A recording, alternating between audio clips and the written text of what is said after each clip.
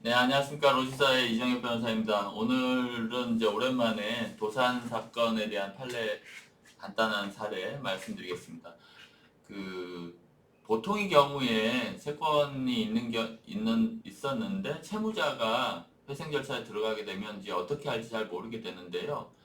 그 통상의 민사소송과 더 빠르게 회생 절차는 이루어지게 됩니다. 그래서 채권 신고를 했는데 채무자가 이를 인정하고 혹은 인정하지 않아서 않게 되면 이제 조사 확정 재판이라는 걸 통해서 간이한 방법으로 채권 확정 절차를 가지게 됩니다.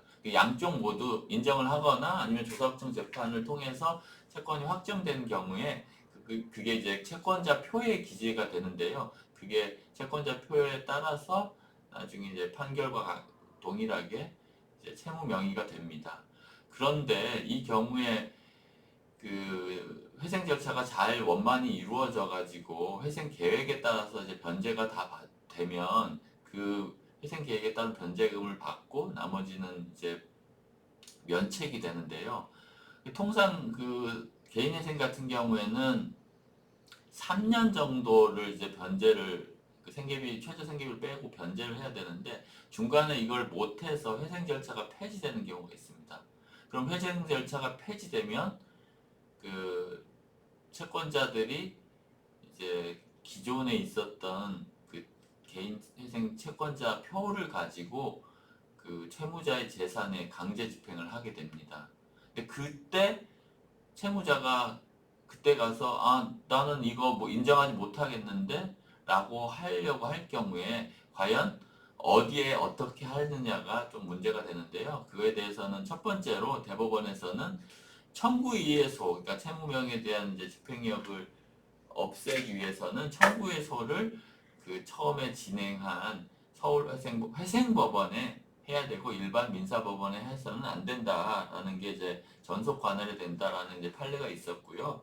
그리고 그 판결 겉으로 보면 회생 채권이 확정된 것처럼 보이는데 그 확정되기 전에 이건 사실은 아닌데 개인회생 절차를 진행할 때 빠르게 할 목적으로 어차피 변제를 해야 될 목적 다른 채권자들과 동일하게 변제를 해야 되니까 그냥 인정한 것이지 내가 이걸 인정한 것은 아니다라고 주장하는 경우에 과연 일반적인 청구의 소와 같이 이제 판결 확정 이후의 사유만 주장할 수 있는지 아니면 그 전에 그 개인회생 채권이 조사학생제가 확정되기 전에 한 사유도 할 수 있는지에 대해서 좀 문제가 됐는데 결론은 할 수 있다입니다.